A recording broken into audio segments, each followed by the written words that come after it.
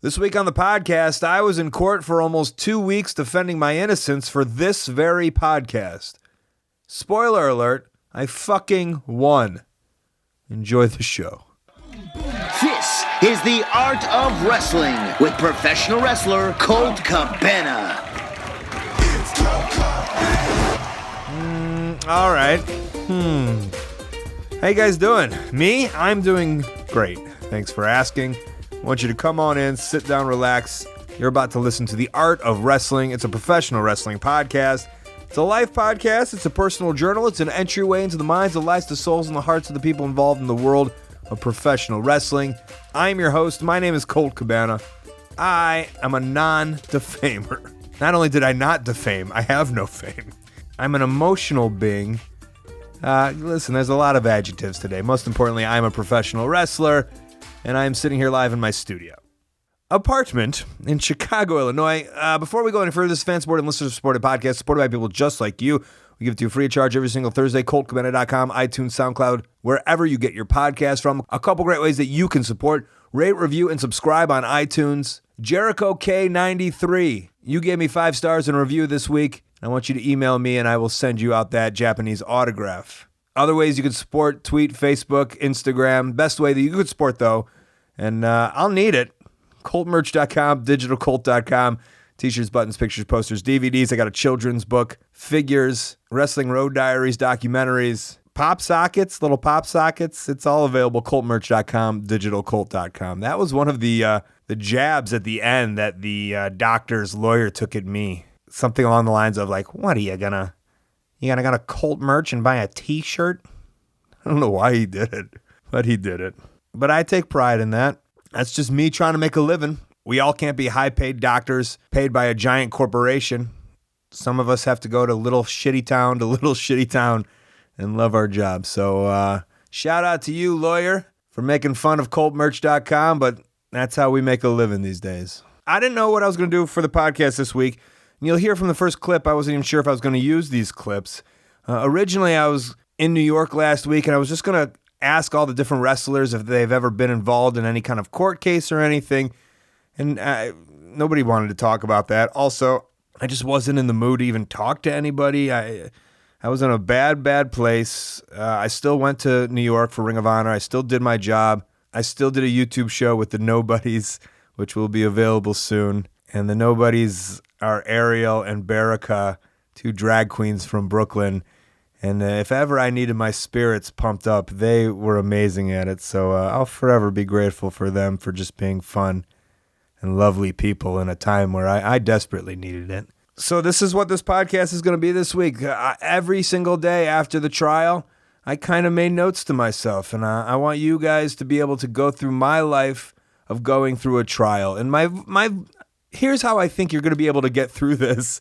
I mean, I'm not like peppy when I'm talking about it. I'm not happy. So I just want you at home who've listened to me for 8 years on this podcast to really be able to walk through my shoes through this whole process. And a lot of my voice is kind of saunter or sad or frustrated, but it's a real life capture of where I was as this was all going down. I'm going to be talking a lot more about everything in the future, but this was the whole week. This is where we were. This is starting from day one, which was selecting a jury. I don't necessarily know if I'm going to use this, but I thought it would be smart to document what's going on with this trial, what's going on with my life throughout this process. Of course, the first thing we were told is not to blog or vlog or podcast about anything within this court and put it up during the proceedings. So obviously, I'm just holding on to these until maybe something happens. But I thought I would kind of document my days about this process, especially from a person who's never been involved in anything like this. So today is May the 24th, and we chose, it's a Thursday, and we chose the jury today. And so it was myself and Punk, 2 different lawyer teams against Eamon and his lawyer team. We were looked at as like the same side. So they were like allowed 4 jurors and we were allowed 4 jurors, or 6 and 6. Kind of broke down like that. It wasn't 4, 4, and 4. I had never been a part of this. I didn't know anything about it. I didn't understand how it worked. I think I have a bit of a new respect for, it's hard to say for lawyers. I definitely have a respect for the judge. She was definitely in command and in control, but also seemed like a decent human being.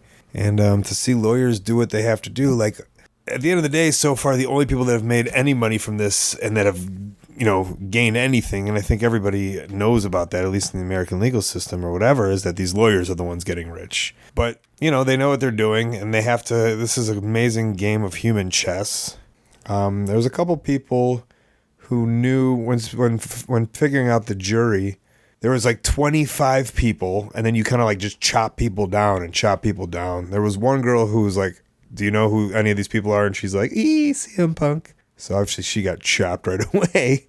What I learned from this is I figured I could, if I went into jury duty and I wanted to get out, I could figure out how to get out through this experience. And there's a couple guys who said, I would side with a doctor because there's a lot of doctors in my family. And there's one guy who said, listen, I love wrestlers.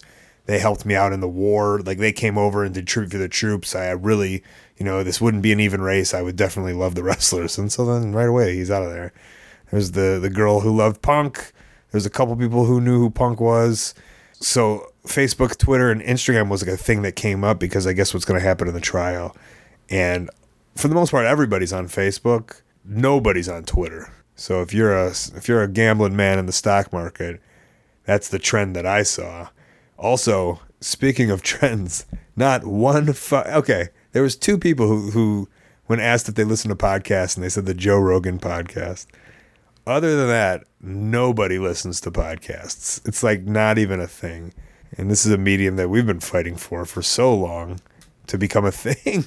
And then when you look at the grand scheme of people in general, and that's what I thought it was, just 24 random, 12 and 12, 36. I'm sorry. It was about 36 people, if not more. A sprinkle of the Chicago random person, and nobody knew what podcasts were. So we picked a jury. They all seemed like normal, real people, and I think that's going to be the important part in this case is that it's just like my podcasts, like I'm telling the story of who we are and what's going on, and especially for me, like I've never pretended to be some giant superstar. I hope I'm sympathetic to the jury who kind of sees this as like big doctor and big corporate wrestling, WWE, kind of coming at a little guy like me. That's kind of how I see it, and I don't see why they wouldn't see it like that. We went from 9 to 4 today. It was a long day.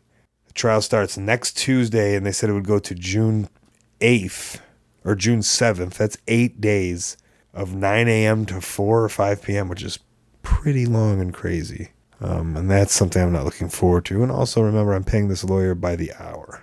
So all I think about is adding up these hours and hours and hours. That's all I think about. Especially because I believe, I believe my innocence so much, like I'm not even worried about the outcome, to be honest. And like even if the outcome is a lot, like what the worst case scenario that could happen to me is they'll be like, hey, you're responsible for this guy's financial reputation or whatever, so you have to pay him. Like in my head, there's no way like the amount I have to pay him is going to be more than what I've been paying this lawyer. So I'm not worried about if I have to pay at the end because I can't see it being that much because what's happened to him? Oh, he's still a WWE doctor and can still do whatever he wants to do. Like that's how I see it. But all that's happening is 8 days, hours and hours of work just piling up of these lawyer bills. That's the frustrating thing. And this is just day one of it. And so it all starts Tuesday. And right now I'm not a wreck or a mess. I don't feel like I'm going to be. I just want it to be over so bad. And we're so far away, but we're so close to all of this just fucking being over. Also, I thought it was going to be a huge courtroom. It's not. It's just a small little room with some benches. And I had to buy a suit. And I'm going to have to wear the same suit for 8 straight days. We'll see if everyone looks at me and my choice of suit the way I'll be looking at everybody else and seeing if they also wear the same suit every single day. Who knows? So that was Thursday, May 24th. And then we had this long, long break for Memorial Day. The judge didn't want to have any court on that Friday, which is the 25th. We took off the 26th, the 27th, and the 28th. So Tuesday, May 29th, I head into court for the very first day of this trial. Today was the first day of the trial, 9 a.m. call time. And this is the trial, right? So before we go into anything, my lawyer brings something up to the judge. There's two cases against me. One is defamation, and I may be way off on this, but this is to my understanding. One is defamation, and the other is for publishing, so negligence for publishing the podcast. And they're saying that I defamed this guy in the podcast. My words were defamatory against him, and so my lawyer's like, get out of here. Like, he didn't say anything. He literally didn't, and I didn't. I stand by that. Well, he brought it up Thursday during the jury. The judge is like, all right, we'll decide before the case on Tuesday, right before we kind of bring everyone in. And so she's like up there, and they're saying, hey, my lawyer's saying, hey, this is why this should be thrown out. Their lawyer's saying, hey, this is why it should stay in. And she's about to make this judgment. My heart just starts racing, like pounding. My heart is pounding. Adrenaline is going through because you could tell she's about to make a decision. I'm going to drop one of these cases, and I know it's important because there's such a difference between having two cases and one cases. My heart is racing. It is fucking racing, and I'm going like, I tried to stop it, but there's nothing I can do. These are my true emotions, just racing. And she goes, yeah, this is, and the example they were using was Keith Van Horn versus Mancow, which I got a chuckle out of. I don't know, maybe they talked bad about each other, saying that this was the same example because you use court cases from the past to help ruling on the present, I guess, from what I believe. And the judge was like, no, this is different. He wasn't defamatory. We're throwing it out. So that got thrown out. I was not defamatory. I did not defame him in any way. Just thinking about that, that's a big relief for me. So now there's only one thing, and this is going to happen. What I've been told is we have to prove that I had no reason to believe Punk was lying. And that's the God honest truth, and that'll come out. So I'm pretty confident. The lawyers did the opening arguments. The plaintiff's lawyer did about 50 minutes. Punk's lawyer did about 35. Mine did about 7. He was just like, hey, this is it. You're going to see he's not lying, and we're going to get him out of here. And you can't hate on that because he already got me thrown out of one thing. The guy knows what he's doing, right? So I can't hate on that. He's got his ways, and he's doing his ways. And then we sat through it. Okay, we also sat through the whole podcast. There was a jury of 12 people. There was a courtroom, a stenographer, a bailiff, a judge just listening to this podcast. And boy, did Punk swear in this thing. He said I swore a lot too, but there was so much F words. And it was very bizarre, very surreal to just sit here and these people listen to it. My lawyer said it was the most boring thing he's ever heard in his life, which is kind of interesting because, the wrestling world was aghast. I don't know if that's the right word, but, at this whole podcast. My lawyer's like, if you don't like wrestling, this thing sucks. And he's like, I don't like wrestling. So he's like, I don't know if this jury is going to care about this thing, but, it is what it is. They had to listen to it. They listened to the upcoming events. They listened to the sponsors, which was the WWE video game, which I guess is still kind of funny. And then we did a little. The plaintiff brought up the plaintiff to talk to him about it, and he was sad that this all happened on Thanksgiving. That was kind of their main point. It's right now there's a lot, I guess, for him, but we haven't done anything, so I'm interested to see how this all plays out. I still think it's fascinating, these lawyers and their jobs, and they get paid so much money, but it is like a competitive game. It's it's like wrestling. There's gonna be a winner and there's gonna be a loser. Well, the people paying the lawyers, they're all the losers, let's be honest, but someone's gonna win and someone's gonna lose, and nobody wants to lose. That's what the life of a lawyer is. They don't want to lose, they want to win. So this is just day 1. Day 2 tomorrow. So I know I'm referring to them as day 2 and day 3. It's day 3 in court, but I guess technically the next day, which is Wednesday the 30th, would be day 2, but the third day in court. Day 3 of the trial that just ended. I'm kind of a wreck. And one of the most amusing things, not the most amusing things, but I started doing improv comedy in 2009 in Chicago because Ed Ferrara, who I met at my Impact tryout in 2009, and I said, hey, how do I get into Chicago comedy?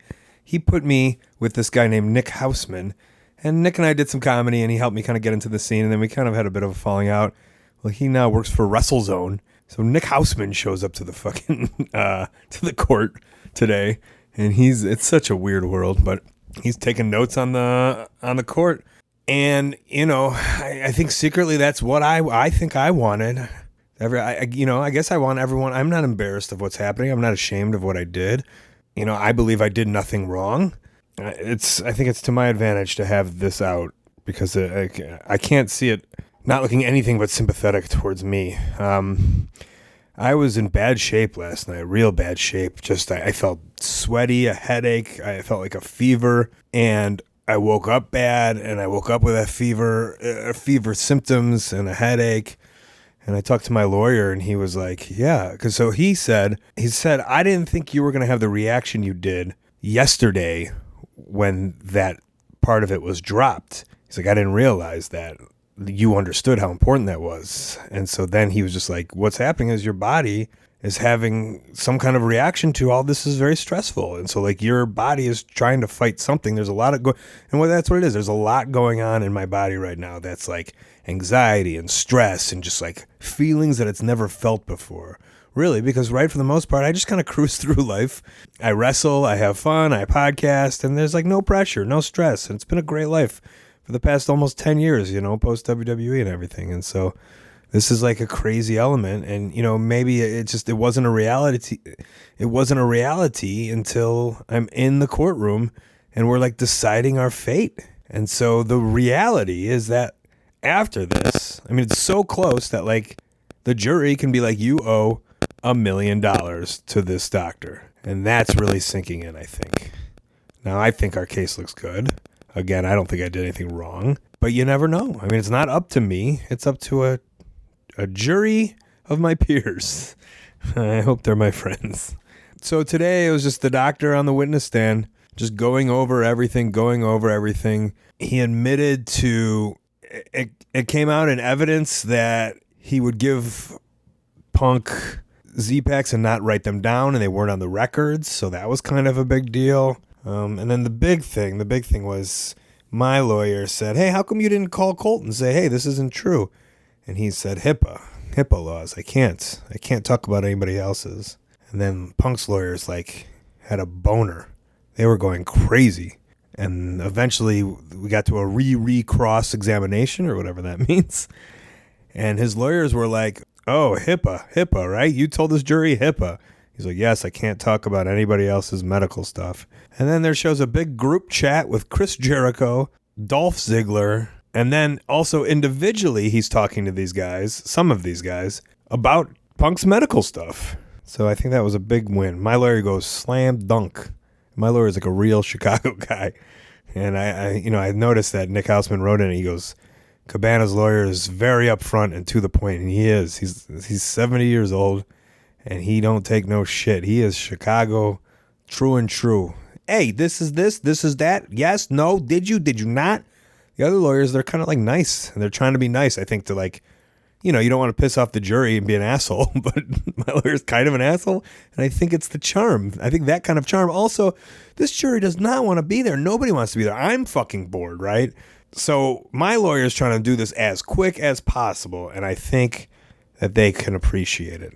One thing I did appreciate today was watching the way lawyers work. So when that HIPAA thing came up, to watch the excitement, to me, I can only assume it's like when I don't know, pop a crowd or something, or when maybe I do a callback at the end of a match, or I have a realization and I'm like, oh my God, I can get to that in a couple minutes and the place will go crazy. And their emotions were so excited to pull that out. And I guess that's what the job is for them. Leaving, I had the biggest headache. I still feel kind of gross. I did pop some Tylenol. I feel a little better right now and got some sugar in me. I think that was a key too. And apparently I'm going to be on the witness box tomorrow. Here's the thing. I can only tell what I know. But these lawyers, they know how to get the answer they want to get. And I'm just afraid that I'm going to fucking say something stupid and fuck it up. I can only say what I know, and I can only tell my side of the story. But these lawyers are good. Lawyers know what they're doing. It is kind of good that they have one lawyer and we have, Punk's lawyer and my lawyer, which are on the same side. So that's to our benefit. But still, he's going to say stuff and he's going to wind me into saying something that I didn't mean to say. I don't know. And that's my fear. So the next audio clip is me talking after I was in court Thursday, May 31st. Enjoy. A lot of videos today. So people or witnesses in videos. Who were the people that I knew? Kane. He was the big one. There was a trainer. His name was Larry Heck. I think I knew him as Larry when he was in the WWE. Not very well, but I definitely knew him. Mark Carano. He was kind of goofy. I haven't watched Total Divas, so I didn't realize that it's changed. It's been 10 years since I've seen him, so I probably look different to him also. And that was it. Also, I went up on the stand, and it went from my heart racing to not racing to racing again. It was a pretty emotional roller coaster. I'll tell you this, though. This jury could give a fuck. First of all, there was a video from one of the doctors in Tampa, or the physician assistant or whatever. It was an hour and a half long. I was falling asleep. Imagine, I'm involved in this. I could potentially give $1 million to this person, and I could barely stay up. Imagine if you're a juror. So, I don't know. If I was ever to be on trial again, I would never have a witness just be on tape. Because at the end of the day, it's all up to the jury, and this jury couldn't have given a fuck. At least about these videos. So, Eamon called me up as their witness, because he wanted to hammer me about the number of downloads and streams and listens. And so tomorrow I'm being called up as Punk's witness. And I guess I did okay today, but I'm sure, I don't know. Ooh, I'm getting nervous just thinking about it. Jesus, look what you're doing to me. My sickness went away a little bit, but I've been popping Tylenols and taking some medicine like crazy. So it's weird. I'm getting, I guess, comfortable and used to this trial, or to the idea of being in court. I have the same suit. I bought a suit. I forgot if I said that. I bought a suit the day before jury selection. I have one suit, and I bought 2 shirts and 2 ties, and I had a couple shirts from, I think, sponsors of my podcast over the years. So I am running out of combinations, and I hope everyone, I guess, at the trial doesn't judge me. It was kind of a non-eventful day. I do find it funny that, Nick Hausman wasn't there today, but that WrestleZone is in there and covering it. And you can tell from the feedback, a lot of people are interested in this case, and as they should be. And I'm interested as a podcaster, what the future is for me, and if there's any lessons about podcasting that come from this. I don't know what. I guess we'll see what the decision is, because that's kind of what my shit is based on, is publishing. So I could be $1 million down. They said next Tuesday they think this thing's going to wrap up. So I go up tomorrow, and then Punk tomorrow probably, and Monday, and then Tuesday maybe AJ, and then it's a wrap, maybe. Let's hope. So the next day I'm in court is Friday, June the 1st. And I was really sad because I had to cancel a show, and so I felt really bad at Compound Wrestling in Oklahoma. I was kind of told from the get-go that this trial was supposed to start a week earlier, so I'd be in okay shape to take this booking. Obviously, I was unable to. So I appreciate Mitch over there understanding. And instead of wrestling, I got to spend my day in the courtroom. My body, I don't think I'm sick at all. But my body has all the symptoms of sickness. It feels, there's so many flu-like symptoms, and I know it's just, I've been having like nausea and side cramps, and I know it's just the pressure or the stress. I guess I don't know. Like I said, my lawyer was telling me that that's what's going to come of all this, but just being every day going to this trial, waking up, I just get sick to my stomach going in and then walking into that courtroom. I just feel gross. I feel so gross. And I've been popping Tylenol. I never I'm not sitting on some straight edge kid, but I never take any kind of pain medicine, but I have to. I feel just to like even it all out. So I went up on trial today. Before the trial, my lawyer, who you probably might have read, but he's such a ball buster, and he's like even ball bustering to me. He's very vicious. And he sat me down and he's like, I'm going to ask you these questions, holy fuck, he's grilling me. And I just start sweating through my shirt, and he's laughing now.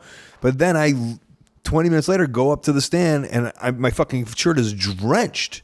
So I don't know how good of an idea that was for him to do that to me, because now the jury sees me with a drenched T-shirt, which, you assume is sweat, which means nervousness.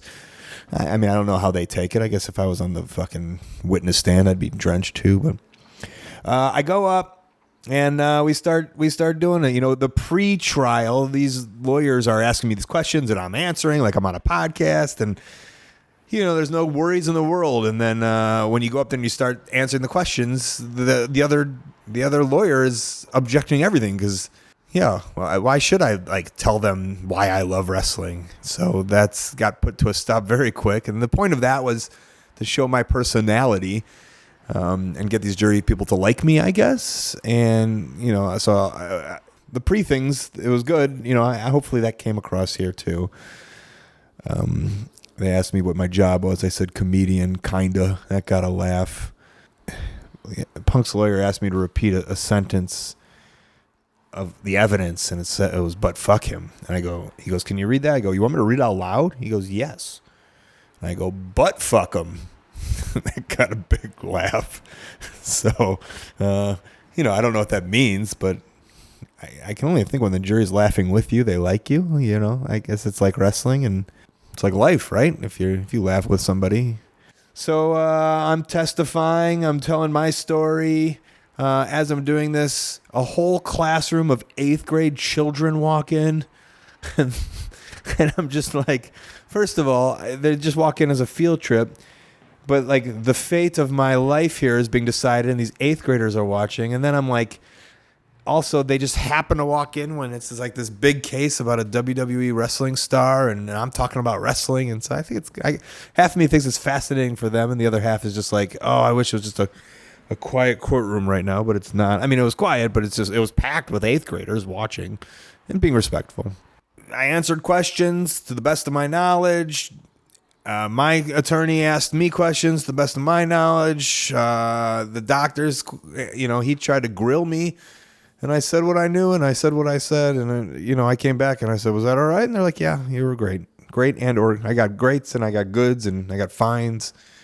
I asked my lawyer, I'm like, "Well, what do they have? What will they be like? This is why you owe this guy $1 million." He's like, "Nothing." So you just hope his thoughts are the same as the jurors. That's what I hope. But to me, that seems the thing. And then when Punk was up today, he didn't get cross-examined because that's when they grill you. Like when Eamon went up, his lawyer, he could answer the nice questions, and then our lawyers, he starts asking questions, and that's when he starts kind of fumbling. So that will happen for Punk on Monday after the weekends. But Punk went up and he basically did a second podcast on the stand with a lot of like evidence. And so this jury this jury, it's like the doctor in the beginning told the story of this guy never was hurt. He was never injured. And the doctor was just being a great old doctor.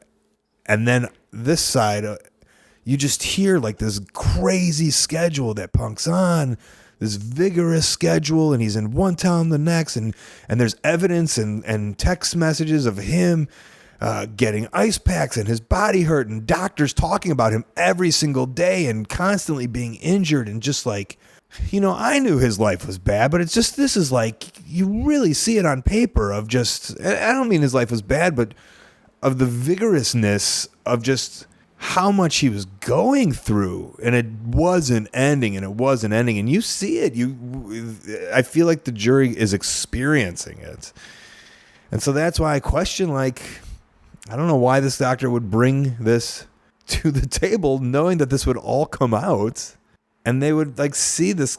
how much Punk, I mean, I don't know. So he started crying today. My lawyer, who doesn't know Punk, he's just a dude. He's like, is this real? And I go, yeah. He goes, how do you know? I'm like, listen to this awful experience. And he's like, well, how come he didn't cry on the podcast? I go, because that was cathartic. He was getting it off his chest and he was happy to be done with it. So why is he crying now? Well, because now he's reliving this fucking awful experience on top of paying, all this money for his lawyers and possibly, losing $1 million or more to this doctor who he, allegedly treated him like shit. I don't know what I can say. Ugh, am I going to have to put this through my lawyer now? And their lawyer put a stop to it quick. And the judge said, you got to compose yourself, get it together. And I asked my lawyer, well, why did they stop it? And he goes, because if you're a defending lawyer or whatever it is, well, he's not defending, he's the plaintiff, but you don't want the jury to see that. If it's real, it's not something you want them to see. So that's a lawyer tactic. And his other lawyer tactic has been to object to everything. And it's interesting to hear. My lawyer's like, he's like, I don't object a lot. You got to be good with your objections, because when you object, the jury just thinks that you're hiding something. That's what my lawyer says. But this lawyer is objecting everything, because my lawyer said that he wants to stop the momentum of Punk explaining the story, because it's intriguing or whatever. It's heartfelt, I guess. And he's trying to stop the momentum at all costs. So again, it's the lawyer human chess game is very fascinating and intriguing. They said Monday they'll finish up. The doctor's team will yell at Punk for a bit, 45 minutes, and then I think Punk's wife's coming in and a massage therapist. And then Tuesday morning they're going to do closing arguments, and then Tuesday afternoon the jury goes and decides. Also tomorrow I'm going to fly to New York and fly home in one day, which is what I do every week, but I think a lot of people thought it was crazy that I was doing that in the middle of this trial. And I was like, that's what I do. And like, as long as I get back, it's fine. They're like, yeah, of course. So I don't know if that's weird or not, but I don't know. That's my life. That's what I know. I didn't want to miss work. I didn't want to miss this show. So I'll be there. I'll be there Monday. We're closing soon, and I can't look more forward to it. And my body is still aching from straight up weird feelings about being in a court system with high stakes, at least in my mind. So I took a break in the court case, and I'll take a break in this podcast right now because I do have a sponsor, and it's BlueChew.com. Now, it's not like we're adding humor to the middle of this podcast. It's a very serious podcast, obviously, and I don't want to say ED is nothing to laugh at, right? But it's almost fitting that we're having this serious court case, and these guys bring up Mike Clitoris, and everyone kind of has a chuckle at it. And in the middle of this, I'm going to bring up BlueChew.com, which is the first chewable with the same FDA-approved active ingredients as Viagra and Cialis, so you know they work. And I think it's actually the right thing to talk about. I'm going to admit something that I've never admitted before. I crank it, all right? I think that's natural. We all kind of do that, hopefully. And as you hear in this podcast, my sex drive during this whole week has been zero. I have had no desire to do anything. And so that's why I think, Blue Chew is almost the right sponsor to come on for this one. That's what they do. That's what it does. And I was eating anything this week. My diet was off the plate. So now you're going to tell me that you're giving me chewables? I can eat them up? They are chewable. They work twice as fast as a pill, so I can be ready anytime, day or night. Blue Chew is prescribed online and shipped straight to your door in a very discreet package. There's no more doctor visits. There's no waiting at the pharmacy. There's no more awkwardness. Blue Chew is made in the U.S. It's shipped directly, so they're cheaper than a pharmacy. Right now, we got a special deal for the Art of Wrestling listeners. Visit BlueChew.com and get your first shipment free when you use the promo code COLT. Just pay the $5 shipping. That's BlueChew.com. Promo code COLT. And try it free. Blue Chew, the better, cheaper, faster choice. Sneaking in a Blue Chew ad, just like we're sneaking in a Mike Clitoris tweet in a fucking trial. Was that wild? That was a big head scratcher on the defendant's side. And I think Mike Clitoris became a huge star in the world of defamatory court cases. So me and my low sex drive, we headed back to the court on Monday to kind of start wrapping stuff up. Today was the last day of the trial. Everyone put in all the evidence they could and talked to all the people they wanted to. Not much on my side. Just Punk was up there a bit, and then his wife was up there. There was a massage therapist. I think Punk was getting tripped up a little bit. The thing is that these lawyers will ask the questions to get to the answer they want. So if at like one time in the past you said like, I don't know, but like a million times you said something else, they'll be like, did you not say I don't know? And you have to be like, and then they'll read it back to you and they'll be like, was that something you said? And you're like, yeah, I guess. And so then they're hung up on that. But after court today, they were going over jury instructions, which is where they tell the jury, this is how you decide this case. And each lawyer team has to agree on the jury instructions. So they have to come to a decision. And so it was weird because Punk and his main lawyer left, the doctor and his main lawyer left. And it was kind of like the leftover lawyers. And I was there with my lawyer because I don't have a side lawyer. I got one. And so they were all like fighting over the terms for the jury to know why, anybody would be guilty or innocent or whatever the terms are. And that's like when it hit me. I was the most nauseous I've ever been. I felt the worst I've ever felt. And since I've gotten home now, I feel a little bit better. But I was at an all-time disgust mode, just feeling my whole body. It was the absolute worst. I think with the reality that this is it. It's happening tomorrow. It's going to conclude tomorrow. Yeah, it was an awful feeling. My lawyer feels very confident. I feel very confident, but it's just like the reality that it's happening is what made me feel like that. And I've had no desire to go to the gym. I've had no desire to do anything. I just come back home and wait for tomorrow. And I guess I'm interested to see if I sleep at all. But this thing has made me so tired, though. I've been able to kind of get knocked out. But knowing what's tomorrow, I wonder. So, today was just a wrap-up. Tomorrow's the closing arguments in the morning, and then the jury will decide in the afternoon. And again, I don't think the jury's going to stay another day. I don't think it's going to happen Wednesday also. I think they want to get the fuck out of here. So I'm assuming that it'll be done tomorrow. And it was done the next day. I didn't get a chance to go home and talk into my phone, but I did bring my little microphone to the court.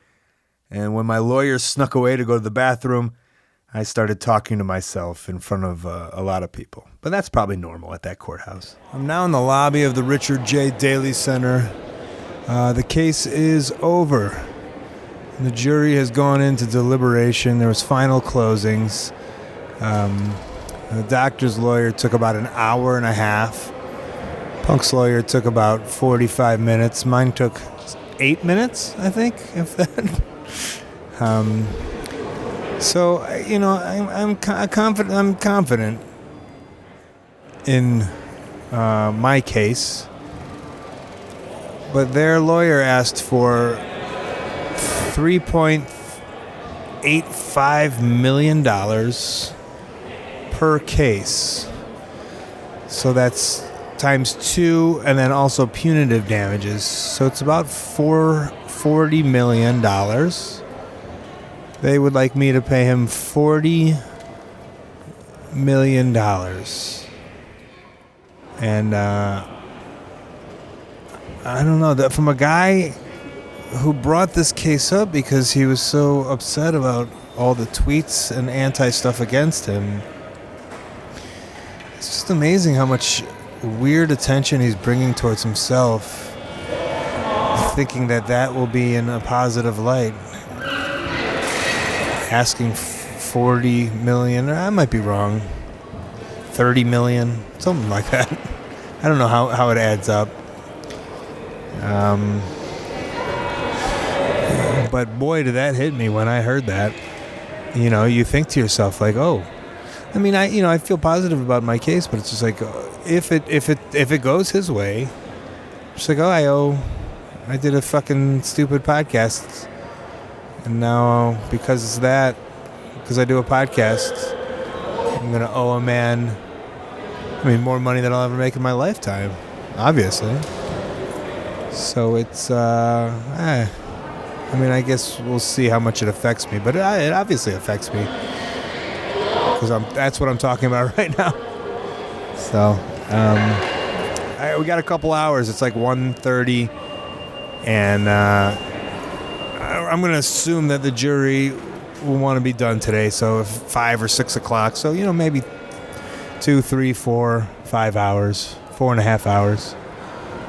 And I'll keep you updated. Okay, so the trial is done. And I'm here with my lawyer, Carrie Stein. Carrie, what was the verdict? The verdict was in your favor and against Dr. Raymond. Okay, so what was this trial, I guess? What was what was the basis of it? The basis of the trial was that you published statements that Punk made that were believed to be defamatory, that were in fact not defamatory, at least as far as the jury was concerned. And that was pretty much it. The jury found unanimously that nothing that Punk said during that podcast was defamatory or injured Dr. Raymond in any way, and that you had no reason to believe that anything that Punk said during the podcast was false. And therefore, your publishing what Punk said did not constitute defamation or injured Dr. Raymond in any way. And how long have you been doing this, or how many cases have you had, or trials? I can't. I've been doing it for about 45 years. I cannot tell you how many trials I've had, but I've had a number of trials. And so my question would be like, what did anything stick out about this one that was different than all those over 45 years? The thing that struck me the most different was the length of the trial compared to the amount of time it took the jury to reach a verdict. In my 45 years, I have never experienced a jury reaching a verdict in a trial that lasted over a week in this short a period of time. And so in lawyer talk, what is a small amount of time of a verdict? Like, what does that usually mean to you guys? Well, in this case, the jury was out. We rested, and the jury was out about 2 hours before we got a verdict. And I figured the first hour they were eating lunch, and the next hour they were just going through the forms. And based on my understanding of what the juror said afterwards, at the very outset, they were never going to find against you based on the evidence, if any, that was presented during this trial. And my view was that there was no evidence of any misconduct on your part at all presented during the course of the trial, nor was there any misconduct on your part at all during the course of publishing that podcast. And yeah, I think that was one of the main things that I took away, because I didn't know you're supposed to shake the hands with the jury and like talk to them afterwards. And the one big thing that came up to me was like, I can't believe you were a part of this. I talked to every juror, and every juror said the same thing. And they said at the outset that nobody at the outset thought that you were culpable in any way. I mean, it was just a no-brainer as far as you were concerned. A no-brainer. So now I can't plug you to do other people's trials, because this is it. I retired you. No, but I do have a partner, Gary Ashman, who I have to tell you is at least as good as I am, if not better. And I would recommend highly anyone who has a problem, who needs a lawyer, you contact Gary Ashman at Ashman & Stein, and I'm sure he'll do a great job for you. Gary, you saved my life. I'm forever grateful and in your debt. I love doing it. Best to you. Good luck in the future. Thanks, buddy. Thanks. Come here, Care. Thank you so much. All right, we'll see you. We're going to see you Father's Day? Yeah, I'll be home. And last but not least, my mom wanted to check in, and you'll hear all her thoughts right after these plugs and upcoming events. All right, the best way that you can support ColtMerch.com, digitalcolt.com, Twitter and Instagram at Colt Cabana, Facebook /AOW Podcast, also /Colt Cabana, my storytelling podcast, Pro Wrestling Fringe, plus past archives of this show, all the way back to the very beginning. They're ad-free on StitcherPremium.com/Colt. Use the code COLT, get a free month.